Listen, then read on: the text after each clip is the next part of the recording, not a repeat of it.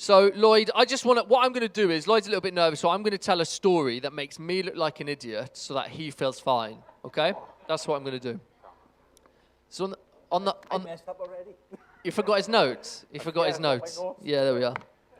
I'll tell this story when you come back. So, basically, a few days ago, I was looking out my front window, as I tend to do, and a man walked past in a lovely green jumper, and I thought, do you know what? I don't own any green jumpers, and it looked good on him. And I thought, do you know what? I need a green jumper. Anyway, life carries on. I go and pick up Lloyd to prep for this on Wednesday. We go out, had a nice carvery, didn't we? That was nice. And then a few days later, I'm going in my car, and I open the back door, and there on the back seat is this lovely green fleece, the fleece that I'm wearing today.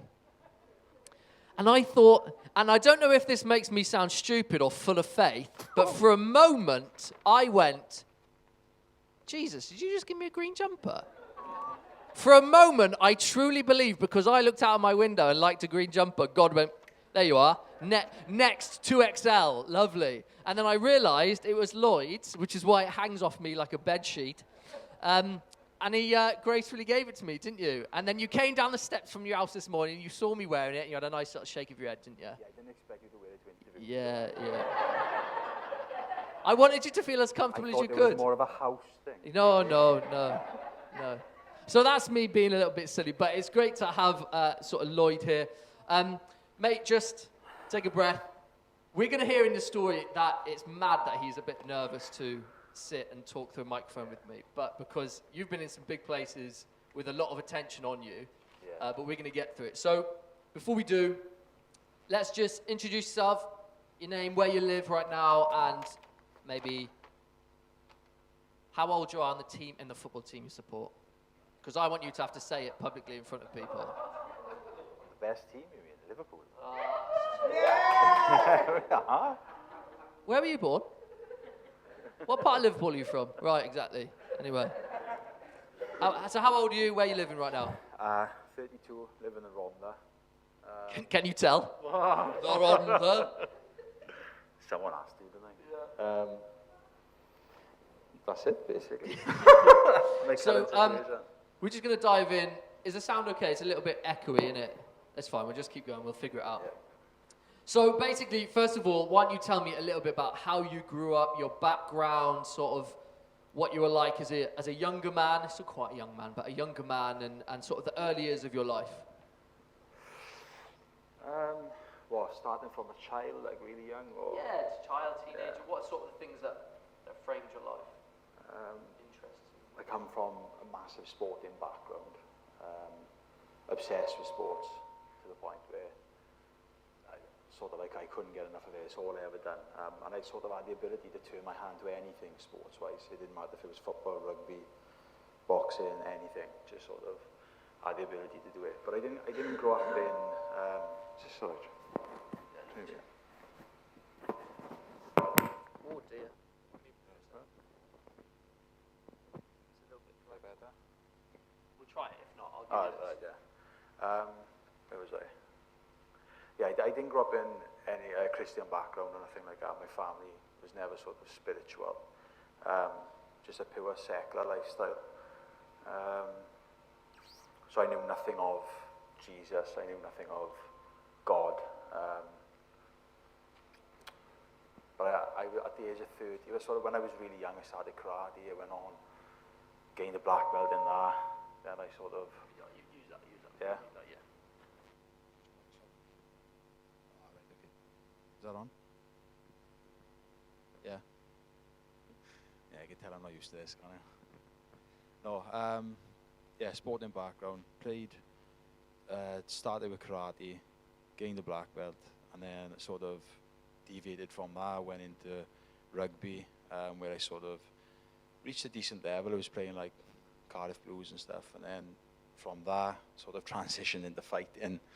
Yeah, I know, absolute madness. But no, nothing, no Christian background, nothing. And to be honest, I was a young kid. Nobody ever approached me and told me about Jesus. Never once did anybody. I knew nothing about Jesus. So I can remember when I first met you, And I was asking, like, well, who is he? You know, why did he die? And I knew absolutely nothing. I sort of created my own God, and this God supported my lifestyle. He was like the best God you've ever met. He was, honestly. Little did I know he didn't exist, but he supported everything I done. It was like from vanity to being a womanizer to like just a little bit arrogant as well, in my opinion. A little bit, yeah, Linda. She is Linda. Thanks, Linda. Yeah, I think I thought that was chocolate at one point. Yeah, that's pretty much my upbringing. But I was just sports fanatic.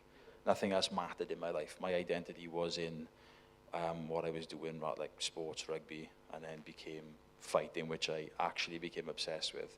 And I look back now and I realize now that I made fighting my God. That was my idol. Yeah.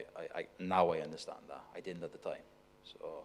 Yeah, and I mean, for you, I mean, some of what you were and how you saw yourself is sort of printed on your arm, isn't it? Some of the stuff you spoke about that you've talked about your tattoos. You've got fighting tattoos and cars and women, and that was where your identity was wrapped up in, wasn't it? Yeah. So the things I valued in life, the things I aspired to achieve were. So the tattoo I've got now is basically just, it's all about me. It's money, it's cars, it's women, and there's a microphone on my forearm. And basically, the notion behind that was to hear my name announced in Las Vegas when they fight in. So it was all about me. It was about nobody else. Nobody could get in my way. It was, you know. And you say nobody could get in your way. I mean, you know, you've spoken about rugby playing to a good level, but you know, you were a fantastic UFC at the start, you know, cage fight, and then boxing, you got to a high level. I mean, what sort of stuff did you get? And I know now where you sit, you don't really care about what you got, but that was a big part of your life, wasn't it? I mean, what sort of things accolades did you get in boxing? Fighting, but boxing rather became who I was. It was, I can remember I used to beat myself up terrible if I'd had a poor session, and like really be harsh on myself. But yeah, the level I reached, I fought in some iconic arenas like the Liverpool Echo Arena, Liverpool, London York Hall. I fought some big names. You know, I used to spar with like Nathan Cleverly, the world champion and stuff. So I was sort of on the road to bigger things, you could say. That came crashing down. Yeah. So you're in a lifestyle, you grow up in the Ronda, you're one of the boys, loves sport fanatic, you know, pretty good at everything you pick up. The world of fighting in and of itself has a mentality that comes with it. You know, like, I'm the top dog, you have to beat me. You know, all that sort of ego that channeled, I know, that you share with me, you know, in terms of, like you said, womanizer, those sorts of things. Where does the process begin then that you end up in a church? How do you end up coming into my office to talk to me? Oh, this is going to be a long one.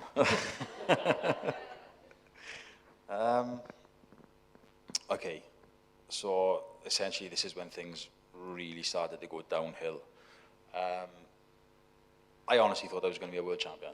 I did. I thought, that's it, I'm going to be a world champion. My life, I know where I'm going. I'm good enough to get there. I think God had other plans, to be honest. So I can remember, I was in a gym down in Mountain Ash. That used to be my local gym. I used to train with a man called Pebbles. And I remember sparring in it one day. And I remember I caught a big shot one day. And I didn't think nothing of it. I went home. And then I lost my balance. Like, my balance had gone. I couldn't walk straight. And that remained like that for about 10, 11 months. And it's a long time. And I'm thinking, it did scare me, but I was still sort of just obsessed with fighting. I could not let it go. And even then, with balance issues, I was still doing weights. I was still like doing the bag work. I was running. I was doing everything I could other than sparring, because I was just thinking, well, it's going to go away one day, and then I'll be a world champion again. You know? I've set my life out. I know what it's gonna. I even had a tattoo that says I am the author to the book of my life. Yeah, exactly. I'm not. I can assure you. Anyway, so the balance thing, and obviously all of a sudden my balance started to improve, and I'm thinking, oh yeah, great, I can get back into fighting now, and you know, I'm gonna rock the world, and I'm gonna have women, I'm gonna have cars, I'm gonna have money, and all of a sudden then I started developing respiratory issues, like proper bad. I remember running one day in Llanwino, and I was like, I felt like I had another gear to go, and I just couldn't get the air in. I was thinking, and it started to panic me, and things sort of got exponentially worse. And before long, I'm in hospital, and things proper took a turn for the worse. You know, I collapsed at my grandmother's. It was like taking like blood out my arteries and stuff to try and figure out my oxygen levels. Excuse me. And even then, I still thought I was going to be world champion. I couldn't walk up the stairs. It was like, nah, it'll work out. I'll figure it out. And without even realizing, time passed. And then in the meantime, I was like, oh, I better get a job, because like if I can't train, I can't earn money. I need a source of income. I lost my train of thought. Oh, sorry about that.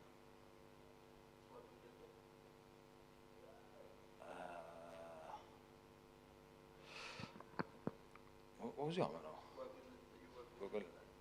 Oh yeah, I got a job. Sorry. In the meantime, time just passed so quickly. I can remember thinking, I was still obsessed, thinking, yeah, I'm going to be a world champion. And as time went on, I started realizing, hang on a minute, I might never get over this. You know, you've only got so long in your fighting career, because age plays a massive part, it's an influential factor in this.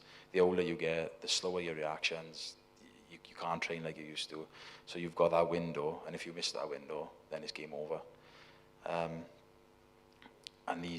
all these revelations, these things started to come to mind, and like all of a sudden then I started to become, you know, sort of just thought into it more, thinking, hang on a minute, this isn't planning out the way I thought it was going to plan out. So all of a sudden, you've gone from your life being clear, I'm going to be a world champion, direct, this is where I'm going, to I have no idea what the next 5 years, let alone the next 50 years, are going to look like. Not even that, the next month, because my breathing's quite bad now. I can't walk very far at all. But it got to the point where, you know, uncertainty crept into my life, fear crept into my life, anxiety, depression, like proper depression. And I always believed in God, but I can remember, in the meantime, I was still able to go fishing and stuff, and me and my brother, my brother is an important character in my life to me. I love my brother dearly. And I can remember I asked him one day, I said, do you believe in God? And he was like, yeah, definitely. I was like, okay, that's not the answer I expected. I was thinking, you know, this man is mad. Like, you're thinking, yeah, I believe in God. And I was like, and then he said, Jesus. I was like, no. And at the time I was thinking, how do you know? Do you know what I mean? There's so many different religions, there's so many different faiths. And anyway, I think that just planted the seed. And as time went on, I was like, right, I need to get a different opinion now. I need to like start chasing up some Christians. I need to find some Christians. And I knew of a few. That's not predatory at all, is it? I need to find some Christians. Yeah, wow. Sorry. Yeah. I wasn't built for this. I'm built back there, that's what I meant to be. But you found one. You found one at work. I did find one, yeah.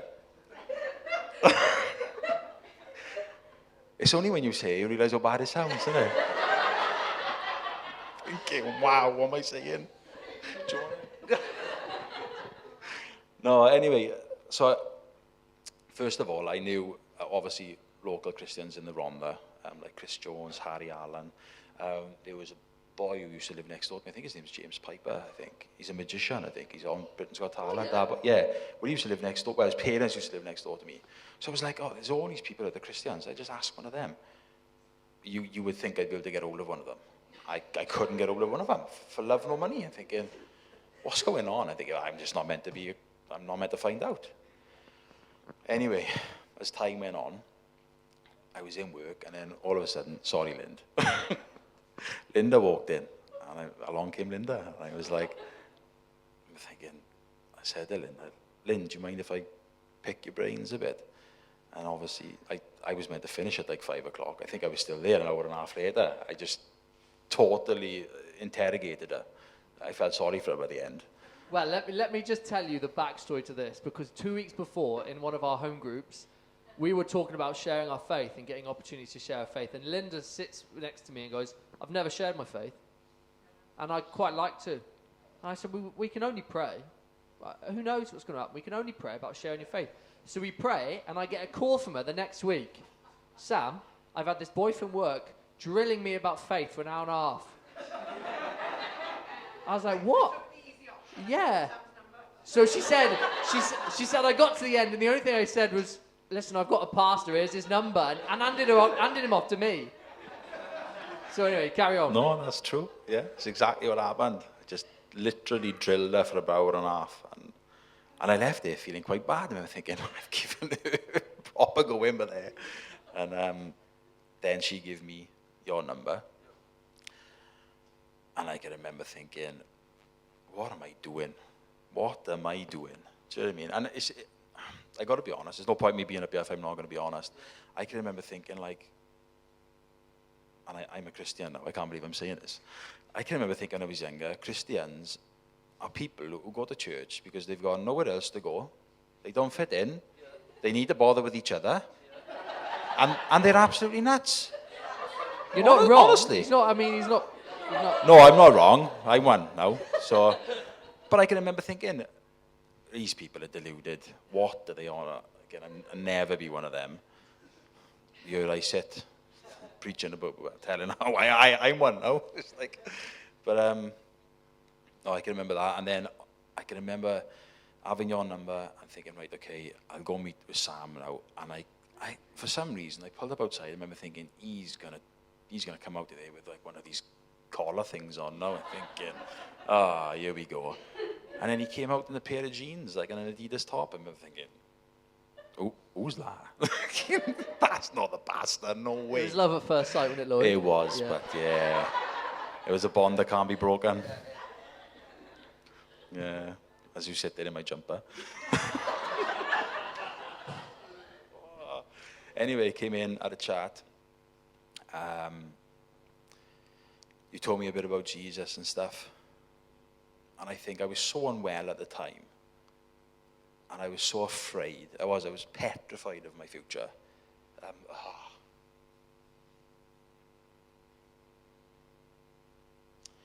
Sorry.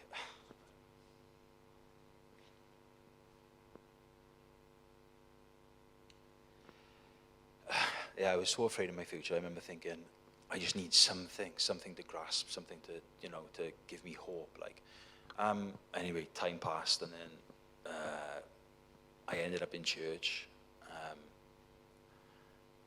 And now, reflecting on it, I can look back now and honestly say, in that year that I spent in church, I didn't become a Christian. I can say that now, and I think it's important I say that. But it's only the troubles I went through that allow me now to look back, reflect, and understand. I was not a Christian. I had an ulterior motive. I just wanted to get well, and I wanted to use this Jesus guy. Let's explain that, because obviously it was only a few weeks after our first chat where we came, we sat at a table in that back corner of that room. We said a prayer together. We went through baptism courses. We got baptized. We went through stuff. And yeah. So not to say that you weren't interested in this God thing, but it was more you recognized that your motive behind desiring God was wrong. And I don't think necessarily God's that bothered. I think he loves that we love him, and we grow in knowledge of who he is and what following him is about. But for you recognize in yourself now, looking back, there were times where you were just like, I'm here to get well so I can fight again. Is that fair? Yeah, 1,000,000%. Yeah, that's spot on. So all I done was come here. I thought, right, I'll use this Jesus guy. He'll make me better. Then I can go off and do what I've always wanted to do. I can just be a world champion again. and I can sort of half dedicate myself to Jesus, like he'd be okay, that type of thing. And honestly, it is. Little did I know, you can't fool Jesus. You can't. I wish I'd known that then, but. And as time went on, I wasn't getting what I wanted. I started to question Jesus and stuff. But I realized that, like, I never once gave my time to Jesus. I never once invested my own time. You could tell they had selfish motives. The whole time I was in church, I just wanted one thing, to get better and to leave. I don't think I really understood. I don't think I really knew that then, but I know that I knew that now. Does that make sense? But in reflection. But there was no wonder I never had sort of any surreal interaction with Jesus. I was never looking for him. I was never seeking Jesus. I never wanted to know Jesus. I just wanted my health. That was it.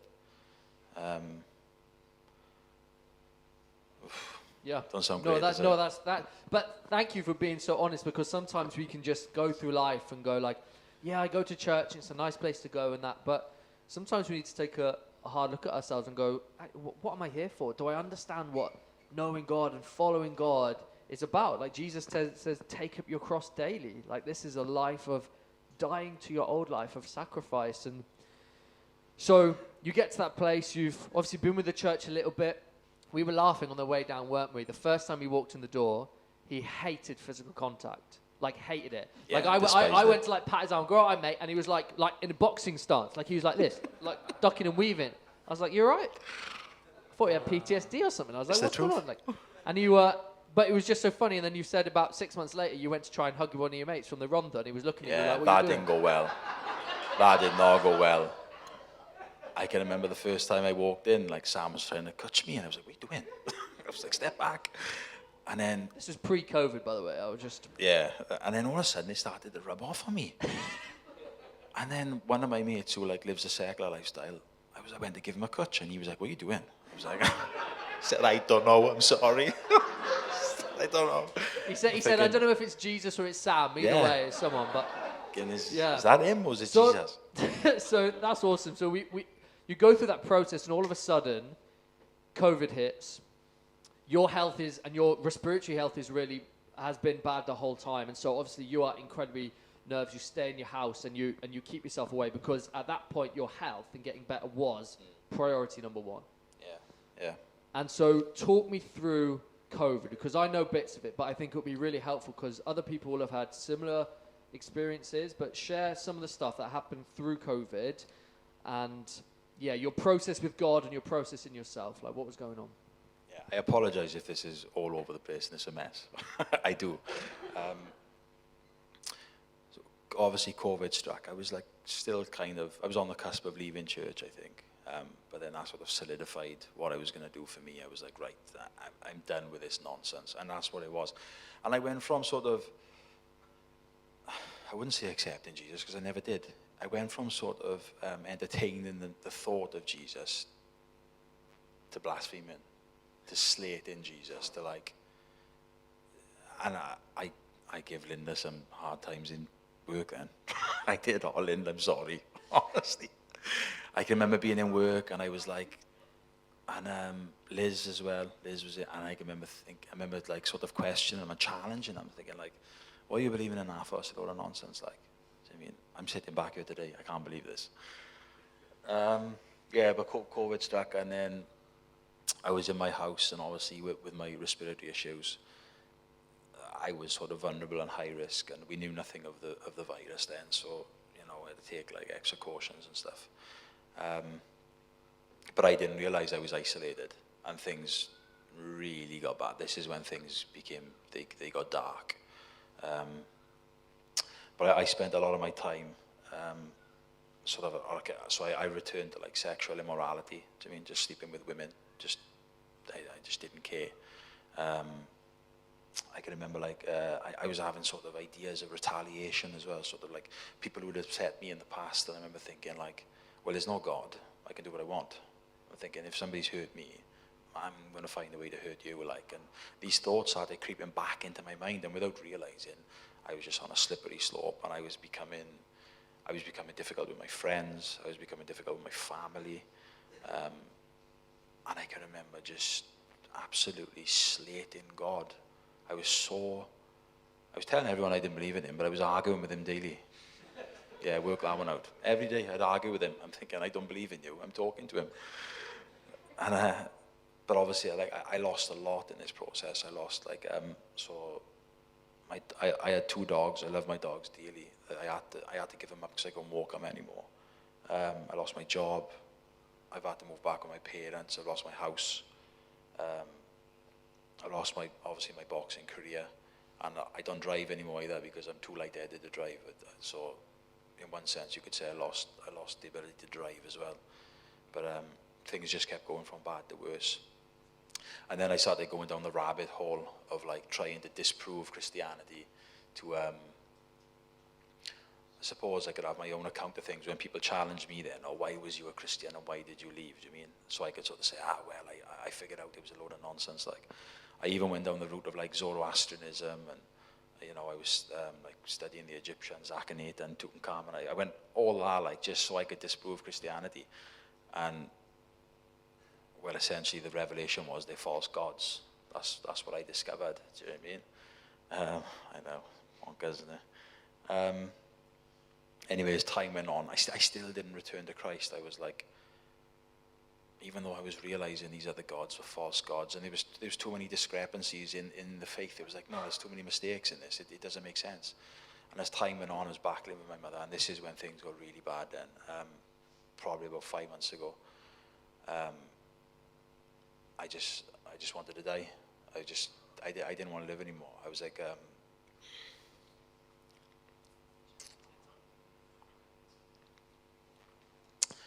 I can remember, because I can't walk very far, daily, me and my mother would try to walk like a couple of 100 yards, and I basically couldn't take a few steps without just breaking down crying. And I couldn't figure out why I had all these thoughts in my mind. I was thinking, like, I just want to die. Like, that's all I want to do. And I was like, it's quite scary when you think about it. It's scary when you're without Christ. That's the best way to put it. I was without Christ at this time, and I didn't realize. And I started having all these ideas in my head, right? Like, sorry, this is a bit sensitive, like, but I started thinking, like, I could hang myself. The knives are in the kitchen when my mother and father got. I could just kill myself. It's like, and these thoughts were going, and like sort of excessively, they just reoccurring in my mind all day, and I'm like locking myself in my bedroom, like going out the garden, just trying to get away from my parents because I didn't want them to see. Because I'm thinking they don't need this worry. Do you mean they don't need this, like? And even then, I was like praying to God. I was like, why am I praying? I don't believe in God. Like, what am I doing? Thinking, this is bonkers. Anyway, one day we were doing the same walk, and it's true that God chases you down. He does chase you down. I can assure you that. He has changed my life. I'm still ill, but he has radically changed my life. And I can remember doing this walk one day. I laugh now. And an old mate of mine pulled up, and he was in church at the same time as me about 2 or 3 years ago, but he stayed in church. Curtis Dalton. He's a lovely boy. And he said, how are you? Are you okay? I said, not very well, but I'm struggling. Like, he said, I'll pray for you. I remember thinking, here we go again. I was like nudging my mother, let's go quick, because he's just going to give me a earful. And he was like, I'm going to pray for you. And I was like, all right, but all the best. Anyway, we walked off. And then about a week later, but I didn't realize, it was only like 2 or 3 weeks ago, I remembered that Curtis had prayed for me, and it all made sense. And then about a week later, I was just in the house, and I was so suicidal. I was like, my mother, I couldn't contain myself. My mother was really, really scared. And I just turned around for some random, bizarre reason, said, I'm going to read the Bible. And that was it. I was in the Bible for about 5 hours that night. I literally didn't put it down. And the same the next day, the next day, the next day. And it's been the same since. I said to you, I got one more book to read and I've read the whole Bible. I can't, in 4 months I've read the whole Bible. Since December? Yeah. I can't stop. And I'm still the same now. And I've like got one more, I think it's I'm not sure how you pronounce it, the book of Obadiah. Yeah, and I know what's coming next is I'm going to start again. It's like, that's it, this. And I'm reading all these things, and then I'm like texting Sam, and I know I'm getting on his nerves. I know I'm getting on his nerves when I'm texting him. I'm thinking, you ain't getting on my nerves, you're getting on Nia's nerves, because I'd be everyone's like, nerves. oh, Lloyd sent me a text about this, and I'm like, Bible studying my way through it. Yeah, and I felt sorry for him a bit, because I wasn't giving him no breathing space. I was like, did you know this, and did you know this? And he was like, well, yeah, obviously, you're not pastor. And I'm like, oh, didn't I see these things last time? And then that was it. That's when things sort of like, my health hasn't improved, but the suicidal thoughts started to wean. They started to go away. Do you know what I mean? I started to see maybe there is a plan for my life. Maybe there's a reason to this season I'm in. I don't know. And it must be because I didn't even realize that God was using me for Linda. And I wasn't even a Christian. I was like, even then, I feel a bit used, to be honest with you. I couldn't believe it. I was thinking, he's using me, I didn't even know. So you've been prayed for, you're in that moment, and something happens. There's a moment for you, really, isn't there, where you sort of just recommitted everything to Jesus. Why don't you just share that story? Because I think it's a really powerful sort of transition moment. Do you mind if I mention that one thing first? Yes, of course you can, it's a bit graphic, obviously, but I can remember the first night, the first 5 hours I read the Bible, and it was like, all of a sudden I was just like absorbing it. I was like a sponge. I was like, how haven't I read this before? I was thinking, I have, but I just never paid attention. I never wanted the change to occur. And then that night, I went to bed, and I had this sort of heavy presence. It was as if someone was clinging to my back, and I couldn't. And I started blaming Jesus, and I was like, I knew it. I knew I shouldn't have come back to you. I knew it was you all along. And it was as if something was holding onto my back, and it was so heavy, and I couldn't sleep. And I sort of went back to my old ways immediately, and I was like, I'm just going to watch pornography. And as soon as I watched pornography, this feeling disappeared. And then it made sense. And then it was like, right, okay. I know what's happened now. Because I've sinned, you've left me alone. I knew the enemy was attacking me. As soon as I gone back to reading about Jesus, I was like, but he's not as clever as he thinks, because then I found out. So I was like, you've just revealed yourself to me. So, but then once I knew, and I carried on reading, I never had that feeling again. That feeling has never come near me again. That's bonkers, isn't it? But so within that first week, I can remember going in the shower one night, and I didn't go in the shower to do this. It just happened. And my life was such a mess. It's like, it's still a mess, but I think it's a work in progress. But at the time, I didn't know what tomorrow would bring. It was that bad. I was that worried. And next thing you know, I'm in the shower, and I'm on my knees. And I'm thinking, what's going on? And I'm on my knees, and I'm crying my eyes out. I'm so upset. I'm so worried. I'm so just afraid of life. Because I remember thinking, if death is final and that's it, and all these thoughts are flooding my mind. And all of a sudden, I'm on my knees, and I'm holding this sort of abstract version of myself, like this. And I sort of it's myself, it's my own body, and I'm like handing myself over to Jesus. I'm like physically handing over an abstract version of myself. And I'm begging Jesus to just take the reins. I'm literally begging him. I'm like, right, take it all. I'm done. I totally submit. I'm done. You can take my body, my mind, my soul, my heart. I'm done. You can do what you want with it, because I can't do this anymore. And And then obviously a couple of days passed, and at the time I was having some severe food like reactions and stuff. I got a lot of digestive issues, and I was being sick of almost everything I ate, everything, like eggs, soya, milk. My mother can testify to that. She was sort of like, she watched me day in, day out just be sick of everything I eat. And within the next 2 to 3 weeks, I can remember sitting there one night reading his Bible. I remember thinking, and he was saying, I'll remove disease and sickness from among you. I remember thinking, well, his words either true or it's not. And then I went out the kitchen, and I done the sensible thing. I ate loads of chocolate.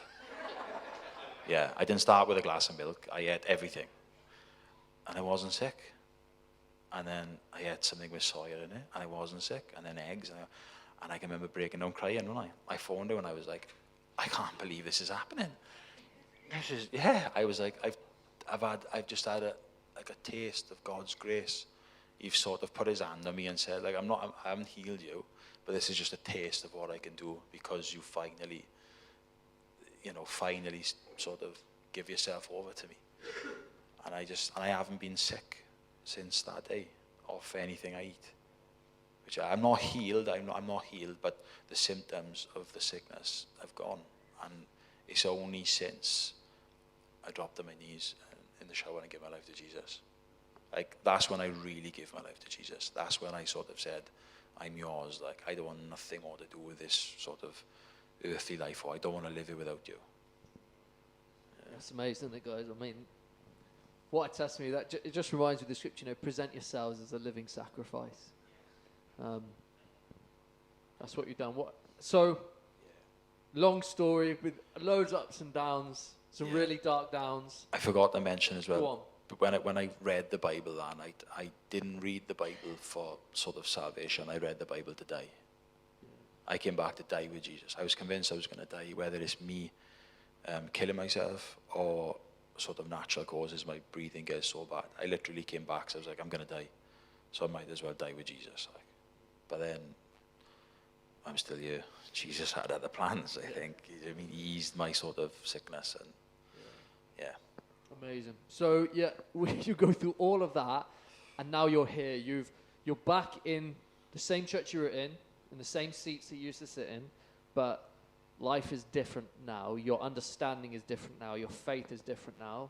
Why don't you explain a little bit about sort of where you are now, how you understand and know God now? Like, what are the things that define you where you're at? Well, I remember when we went for a carvery not so long ago, I did say to you that my sickness... We like carveries, don't we? We do like carveries. We do like carveries. Yeah. Anyway. Is that you or me? You just like free jumpers. He's only been back in my life 4 months. He's had 2 free carveries, a jumper, and he's got me to do this. We can't have this. No, I love him. Honestly, nightmare.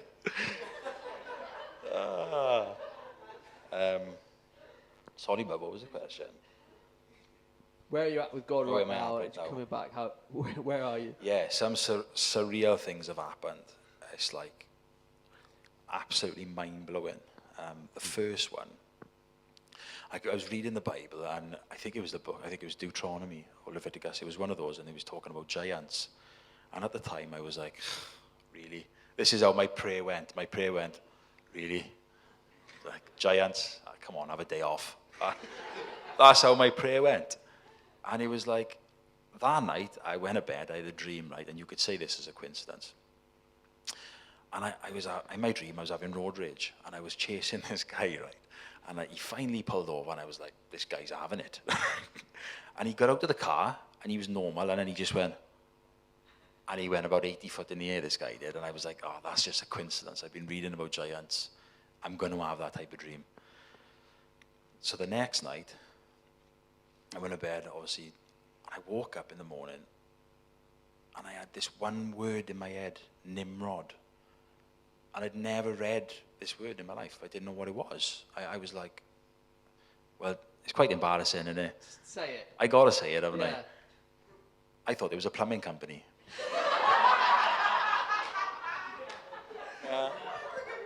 Honestly, Dino Rod, Nimrod. I thought, plumbing company.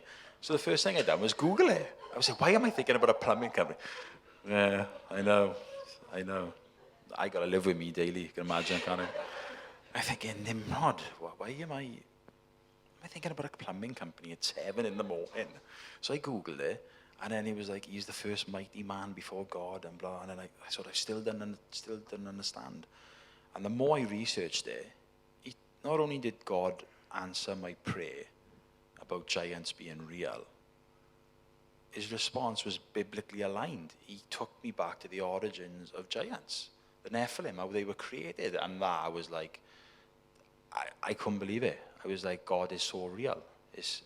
How can I just wake up with a random word in my head that I've never read before, and then it's answered, biblically aligned with what I prayed about? Well, if you can call that a prayer, really.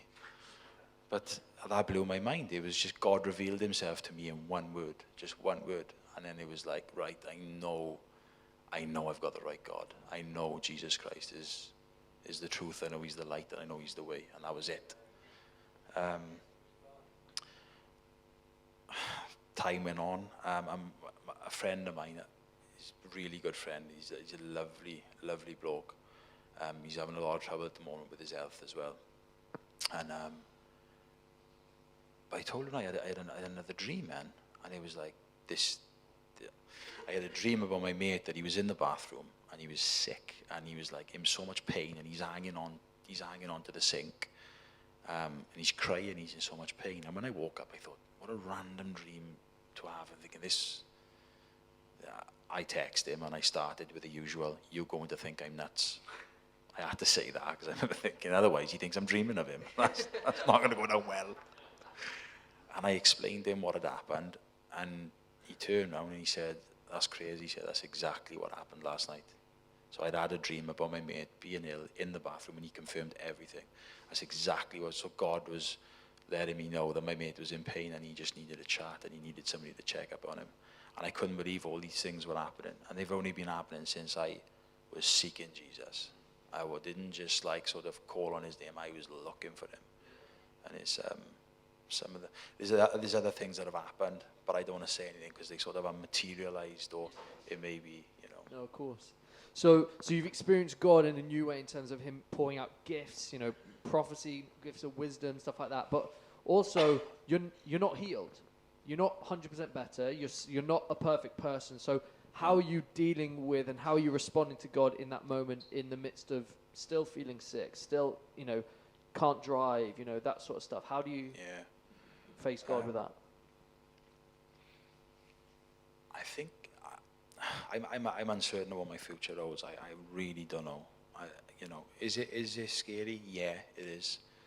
I literally don't know what's going to happen in an hour's time. My breathing could go so bad.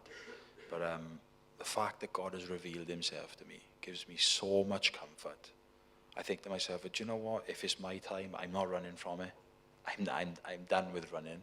And I realize now that nothing can take place in this world without God's sort of consent. God agrees to everything. That's it. There's nothing you can do about it. So why am I worrying? And didn't Jesus say, can you add an hour to your life through worrying? What's the point in worrying? So that's what I'm at, because God has revealed himself to me. I just sort of take each day as it comes. And I hope that Jesus has plans for me. I hope he does. Because now that I know him, I'd love to serve him.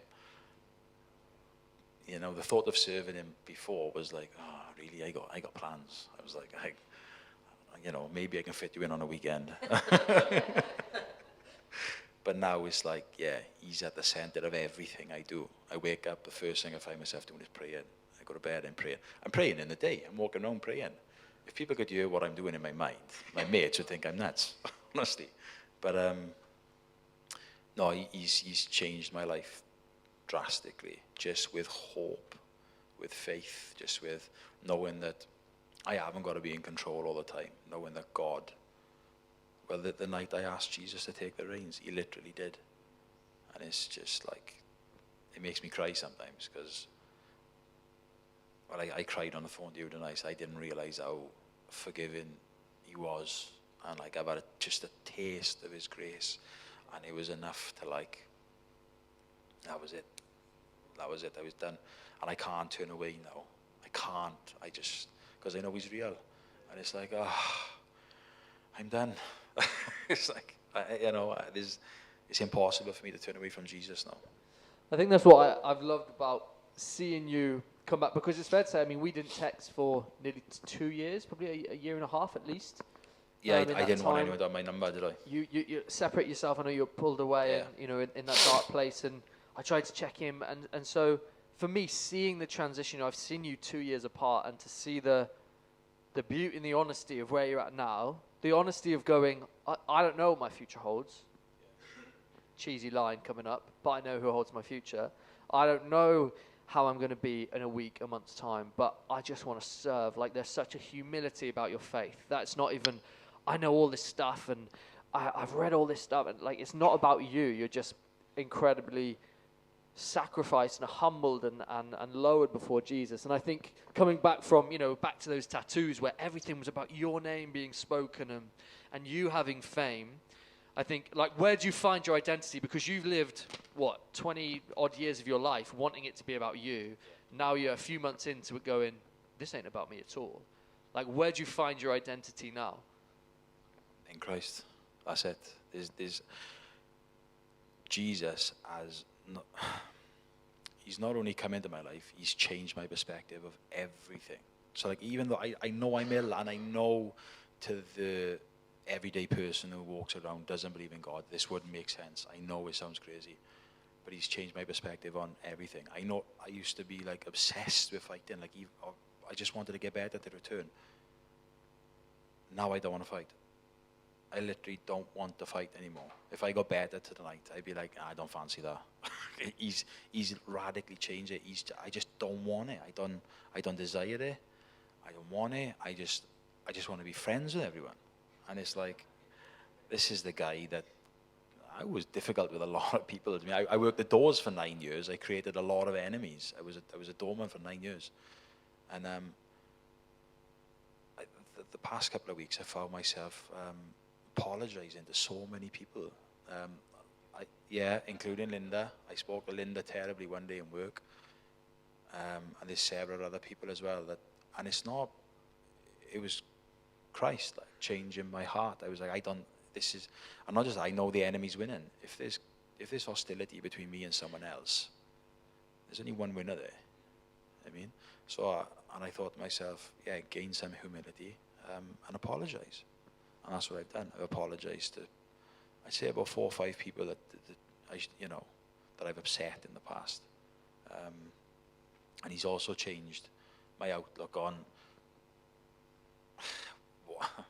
what type of woman I desire. I know that sounds crazy, but like, I used to desire women of the world, who were like I was only sort of concerned with image and this is quite sad to say, but I can remember I was such a womanizer, and I'm ashamed to say this, but I have to say it because it's what Jesus has done. I can remember I'd like sleep with multiple women, and as soon as like we finished sleeping with one another, I didn't even want to hear what they had to say. I couldn't wait for them to leave my house. I couldn't wait to get away from them. I was like, right, I've had what I want. I'm done. I'm like, and I even stressed it to one of them to say that in work once. I'm quite concerned about myself. Said, I'm not interested in anything a woman has to say. I'm just not.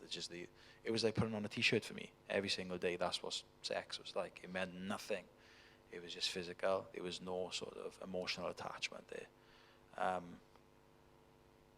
And then all of a sudden, now that I know Jesus, it's like, I one night I was like in bed, and I started to lust again. And then all of a sudden, it was as if Jesus came into my mind, and he was like, and he showed me, and he said, like, what have all these women got in common? And then he showed me, he was like, you don't love one of them. And it was like, wow, what a revelation.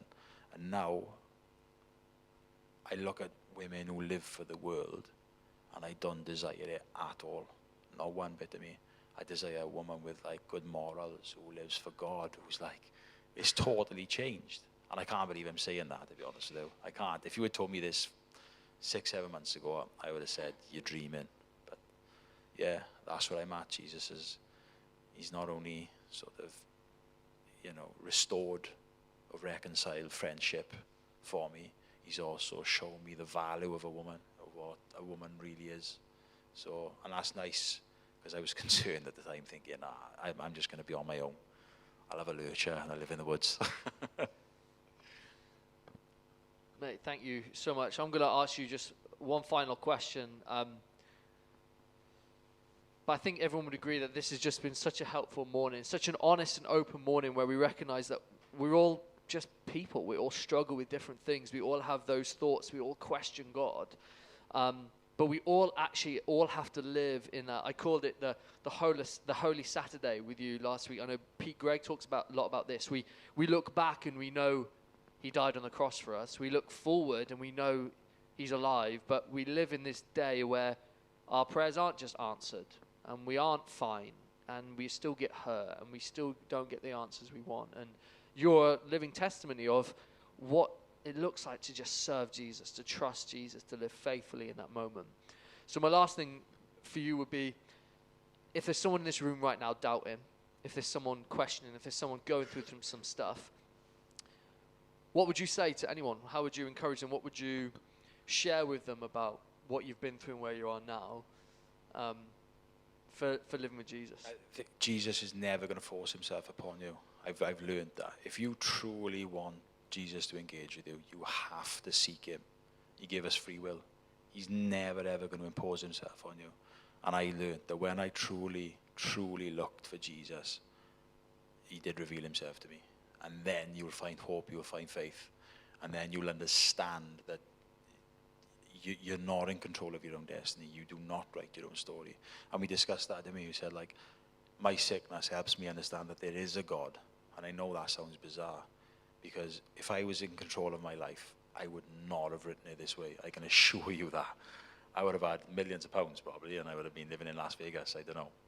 But I know now that I'm not in control of my destiny. I know that there is a God. He writes my life.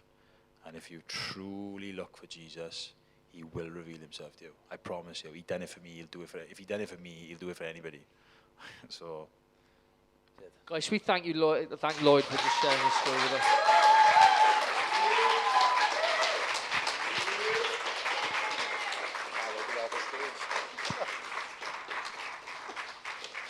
Man. I just need to say one more thing, and I owe this to Jesus. I do. I need to glorify him. Jesus is literally the only strength I have now. I don't have any other strength bar Jesus. That's where my strength comes from. So I just need to glorify God and give it to Jesus. Amen.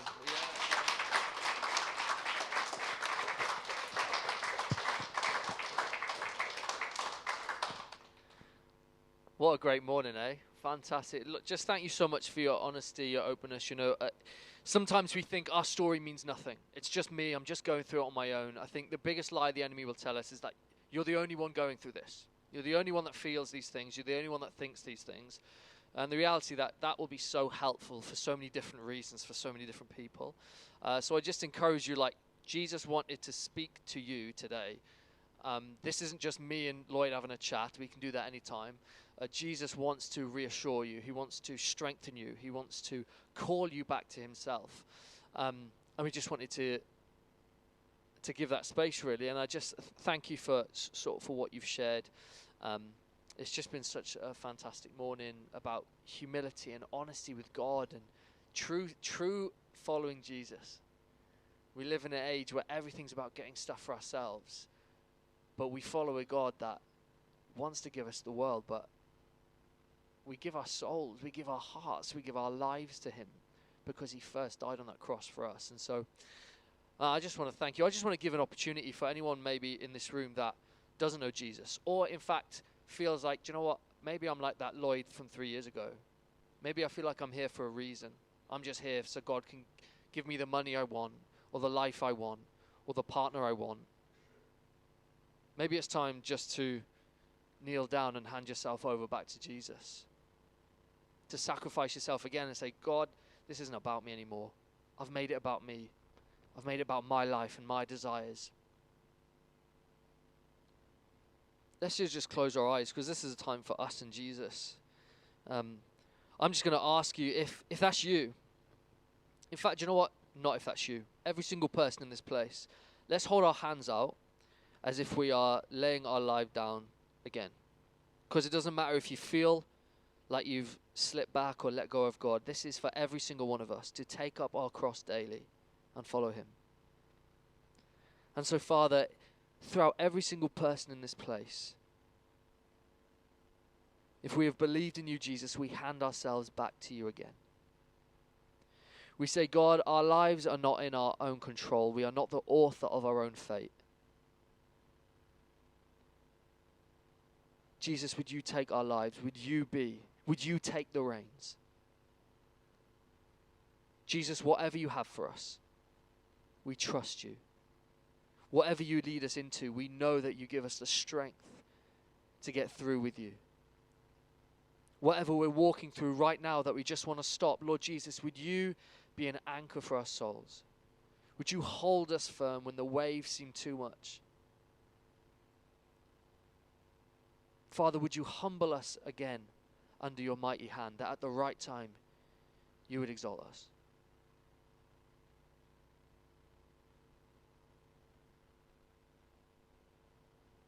Father, would you cause us again?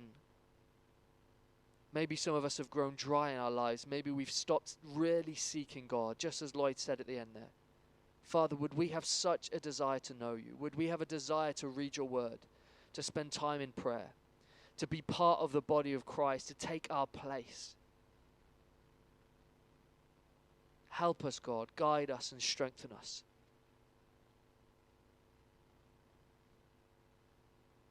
If you're in this place right now and you're actually like, do you know what, I've never given my life to Jesus, but I want to. I want what Lloyd has. I want what he's been talking about this morning. I'm just going to ask you just to say this prayer in your heart after me and then come and catch me after the service.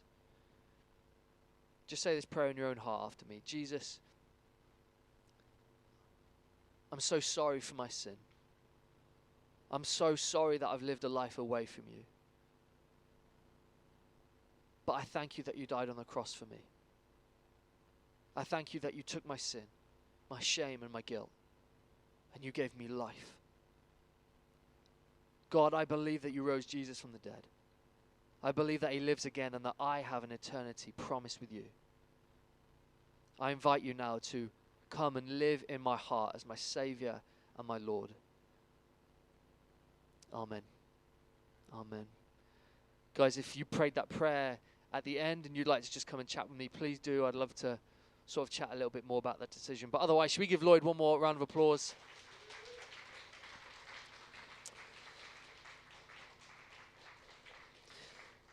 Fab. So guys, just a reminder, this week we've got coffee morning and food banks on Monday and Thursday in Cumbark and Fernhill. Tuesday, come on Steve, I'll be there. Tuesdays we're in our circles, so if you want to know more about that, come and chat with myself or Martin or Dave or Nikki.